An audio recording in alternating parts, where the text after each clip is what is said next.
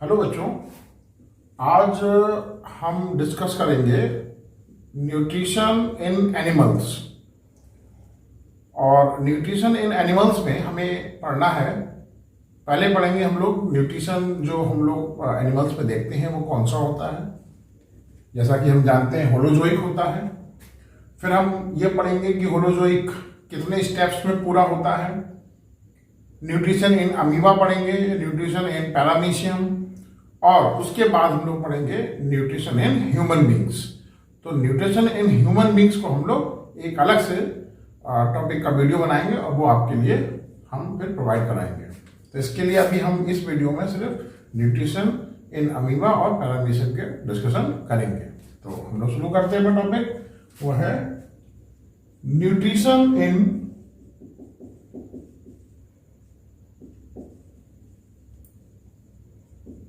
Animals. अच्छा, ये है क्या भाई न्यूट्रिशन इन एनिमल्स? क्योंकि एनिमल्स होते हैं heterotrophic.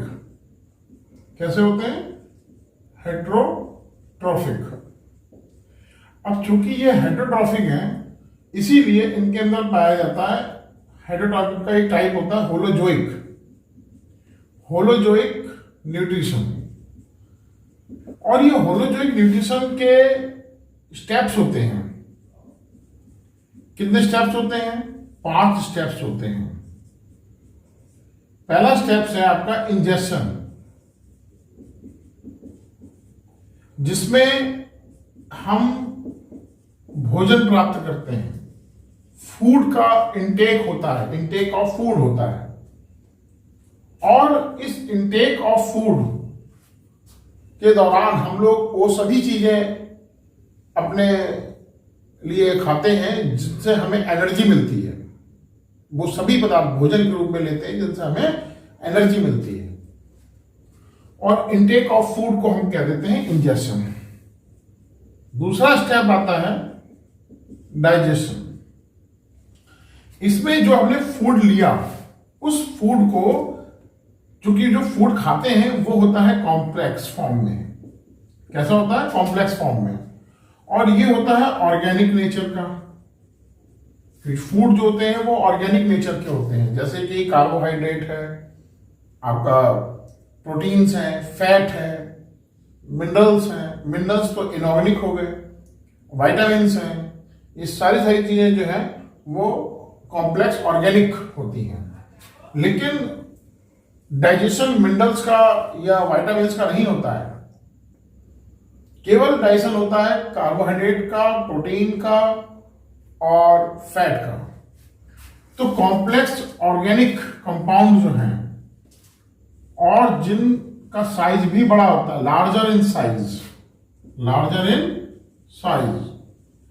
They are broken into complex से बनेंगे सिंपलर,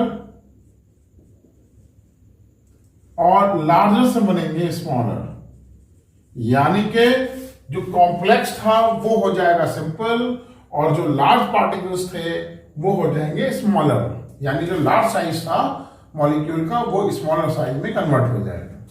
इस प्रकार से डाइजेशन की प्रोसेस पूरी होती है। तो डाइजेशन की प्रोसेस में सिंपल सा इतना समझना है आपको कि complex organic and inorganic materials converted into simple and smaller particles। Simple जो सब्सटेंसेस होते हैं उनमें कन्वर्ट होंगे, और सिंपलर ऑर्गेनिक कंपाउंड्स, और स्मॉलर जो साइज होगा उनका, क्योंकि जो कॉम्प्लेक्स मॉलिक्यूल होते हैं उनका साइज बड़ा होता है, मॉलिक्यूल साइज बड़ा होता है। उसके बाद बात आती है एब्जॉर्प्शन की।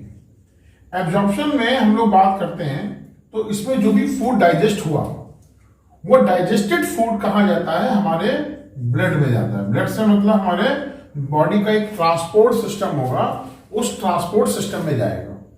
जिस ट्रांसपोर्ट सिस्टम के द्वारा वही डाइजेस्टेड फूड, जो कि जैसे in the case of human beings या थोड़े जो हायर ऑर्गेनिज्म है जिनके अंदर ब्लड या ब्लड की तरह के कुछ स्ट्रक्चर पाई जाती है या कोई फ्लूइड पाया जाता है ट्रांसपोर्ट के लिए, उसमें वो फूड जाएगा, डाइजेस्टेड फूड।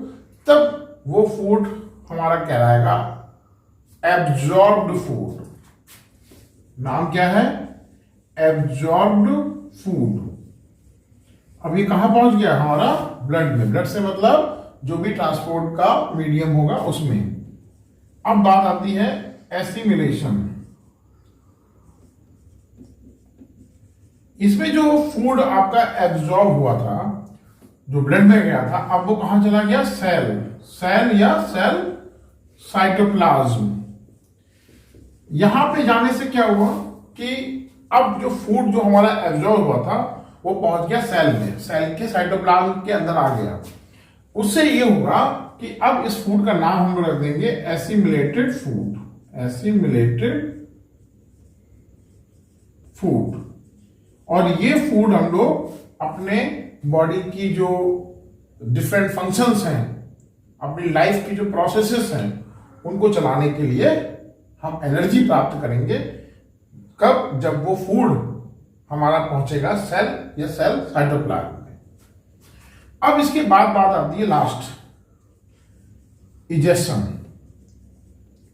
इजेशन का जो प्रोसेस है वो जैसे इंजेक्शन में बॉडी के अंदर फूड जा रहा था, यहां बॉडी के बाहर जाएगा। यानी क्या जाएगा? जो फूड डाइजेस्ट होने से बच गया। और वो कौन सा फूड बच गया? Undigested food. तो अनडाइजेस्टेड फूड को बॉडी से बाहर निकाला जाता है। Undigested food is removed. यानी कि removal of undigested food is known as ejection. और इस प्रकार से अनडाइजेस्टेड फूड बॉडी से बाहर निकल जाता है वेस्ट के रूप में, क्योंकि वो डाइजेस्ट नहीं हो पाया।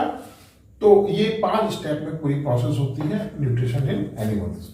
अब हम लोग बात करेंगे न्यूट्रिशन इन अमीबा, क्योंकि हमारे सिलेबस में जो 10th क्लास का सीबीएसई बोर्ड का सिलेबस है उसमें पूछा जाता है न्यूट्रिशन इन अमीबा। जैसा आप जानते हैं कि अमीबा एक प्रोटोजोन है ऑफ इरेगुलर शेप। उसका कोई साइज नहीं होता है, आप जैसा भी चाहे बना सकते हैं। इसमें होता क्या है कि एक न्यूक्लियस है, बाकी का साइटोप्लाज्म होगा ही होगा, और इसकी अंदर जितने भी सेल ऑर्गेनेली होंगे जस्ट लाइक यूकैरियोटिक सेल वो पाए जाते हैं। सब यहां पे नहीं बनाया जाता है। मान लीजिए कि एक कोई फूड पार्टिकल है यहां पे, तो इस अमीबा के द्वारा इस फूड पार्टिकल को लिया जाएगा। और कैसे लिया जाएगा यही हमें यहां पढ़ना है। तो जो हमने स्टेप बताए थे, injection, digestion, absorption, assimilation, ejection, वही यहां पे पढ़ना है। तो यहां पे हमें क्या करना है? पहले तो समझना यह है कि इसके जो मेम्ब्रेन होती है, जो उसको साइटोप्लाज्म के चारों तरफ है, ये बहुत ज्यादा फ्लेक्सिबल होती है। कैसी होती है? बहुत ज्यादा फ्लेक्सिबल होती है। और इतनी ज्यादा फ्लेक्सिबल होती है ये कि ये साइटोप्लाज्म जिधर की तरफ मूव करता है, जहां मूव करेगा, जिधर की तरफ जाएगा, उधर की तरफ कुछ उभरे हुए हिस्से बन जाएंगे। और उन्हीं उभरे हुए हिस्सों को हम लोग कहते हैं स्यूडोपोडिया। तो यहां पे जिधर ये फूड है उधर की साइड में क्या होगा? कुछ साइटोप्लाज्म हमारा मूव कर जाएगा, और इसके मूव करने से ये साइटोप्लाज्म इधर आ गया। जैसे आप देख रहे हैं इधर आ गया, तो इधर की तरफ ही ये हाथ की तरह इसके कुछ स्ट्रक्चर्स बन गए। इनको कहते हैं स्यूडोपोडिया। क्या नाम दिया गया है? स्यूडोपोडिया। अब ये स्यूडोपोडिया हल्के हल्के ग्रो करेंगे और आगे बढ़ेंगे। अब दोनों आपस में ज्वाइन कर जाएंगे। बाद में ये दोनों कहां जहां ज्वाइन कर रहे हैं उसकी मेम्ब्रेन बीच में से डिसॉल्व हो जाएगी, और ये दोनों डिसॉल्व होने के बाद में आप देखेंगे कि यहां पर एक अंदर की ओर एक वैक्यूल बन गई, जिसके अंदर फूड आ गया। इसी का नाम हो गया फूड वैक्यूल। अब आप देख सकते हैं कि फूड अंदर की ओर आ गया। इसी प्रोसेस को नाम देते हैं इंजेक्शन। क्या नाम देते हैं? इंजेक्शन। अब इस फूड वैक्यूल का जब बनना हुआ तो इसके अंदर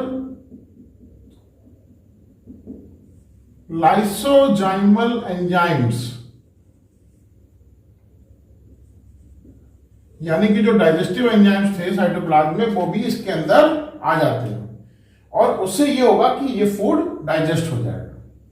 अब ये फूड जब डाइजेस्ट होगा तब ये छोटे छोटे टुकड़ों में अपने आप क्या करेगा, डिवाइड कर लेगा, क्योंकि फूड ये जो है डिवाइड, मैंने थोड़ा कलरफुल दिखाने की कोशिश की आपको, समझ में आ जाए जैसे। अब ये फूड क्या हो गया, आपका डाइजेस्टेड हो गया है, छोटे छोटे पार्टिकल में, सिंपल पार्टिकल में टूट गया है। इस घटना को क्या देते हैं हम लोग, डाइजेशन। क्या बोलते हैं, डाइजेशन।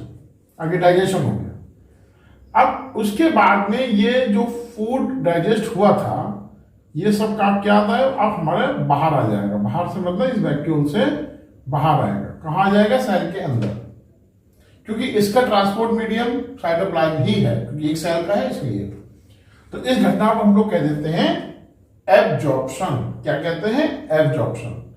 तो पहला स्टेप था फूड का अंदर आना और वैक्यूल का बन जाना, फूड वैक्यूल का, इसको कहा इंजेक्शन। फिर जब फूड जो बना उसमें फूड कॉम्प्लेक्स था, वो सिंपल पार्टिकल्स में सिंपल फॉर्म में टूट गया, उस घटना को हमने कहा डाइजेशन। अब ये जो डाइजेस्टेड फूड था वो सेल के साइटोप्लाज्म में आ गया और ये हो गया हमारा एक प्रकार से मीडियम में आ गया। इसको हमने कह दिया एब्जॉर्ब्ड फूड बन गया, यानी एब्जॉर्प्शन हो गया। अब ये एब्जॉर्ब फूड जब ये सेल के अंदर जाएगा तो ये सेल की जो मेटाबॉलिक प्रोसेस है उसमें हेल्प करेगा, यानी कि ये सेल की ग्रोथ में हेल्प करेगा। और ये जो वैक्यूल थी उसके अंदर जो फूड रह जाएगा वो हो जाएगा अनडाइजेस्टेड फूड, क्योंकि सारा का सारा तो डाइजेस्ट हो नहीं जाता है, क्योंकि कोई भी बायोलॉजिकल प्रोसेस 100% एफिशिएंट नहीं होती है। तो जो फूड हमारा बच गया अनडाइजेस्टेड फूड, उसी को ये वैक्यूल जो है इस अमीबा की जो सेल मेम्ब्रेन उसके जाके चिपक जाएगा, अटैच हो जाएगा।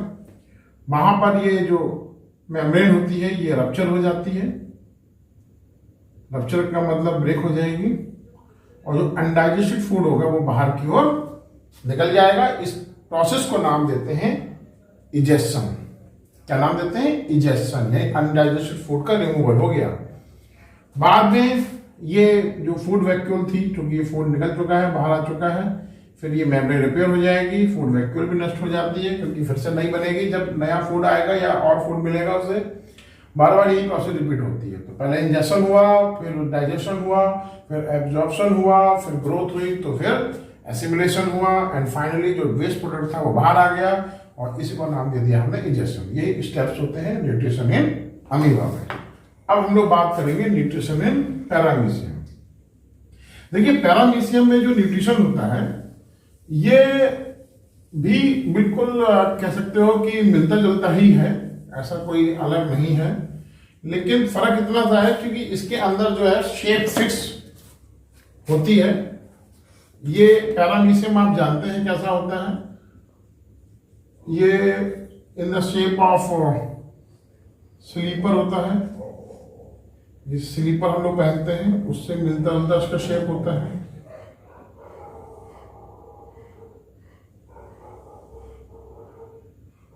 अब यहीं पे एक इसका माउथ भी होगा जिसको हम लोग ओरल ग्रुप भी कहते हैं। इसके चारों तरफ एक पतली सी मेम्ब्रेन पाई जाती है जिसको पेलिकल कहते हैं। ये डायग्राम मैं रफली बना रहा हूं आपके लिए।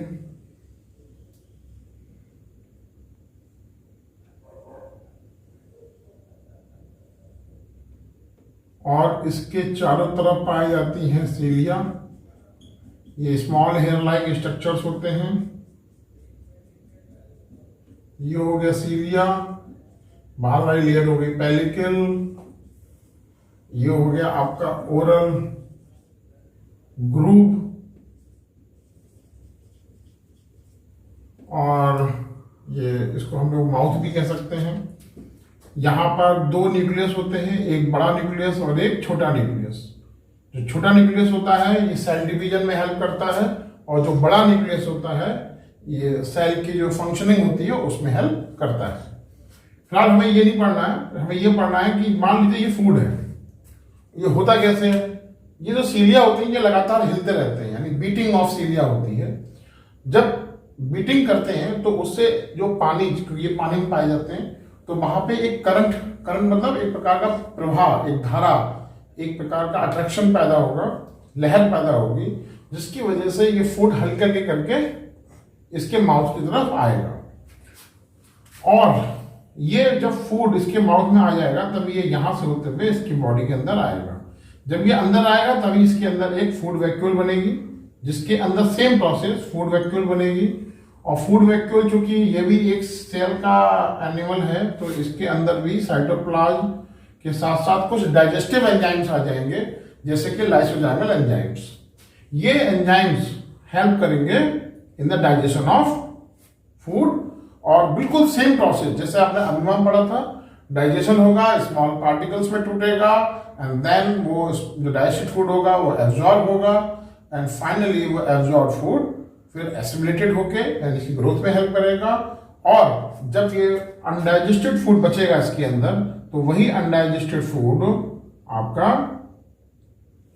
सरफेस से आके अटैच हो जाएगा, और ये जो वॉल होगी इसकी मेम्ब्रेन की वो रप्चर हो जाएगी और अनडाइजेस्टेड फूड बाहर आ जाएगा। और बाद में ये फूड वैक्यूल भी खत्म और ये मेम्ब्रेन रिपेयर हो जाएंगी, क्योंकि फूड तो आपका बाहर आ ही गया है। इस तरीके से ये डाइजेशन की प्रोसेस इसमें और इंजेक्शन पूरा हो जाता है। तो ये है न्यूट्रिशन इन पैरामीशियन। तो आज हम लोग इस टॉपिक में इतना वीडियो में पढ़ेंगे, और अगले वीडियो में हम जानेंगे न्यूट्रिशन इन ह्यूमन बींग्स। तब तक के लिए थैंक यू, बाय बाय।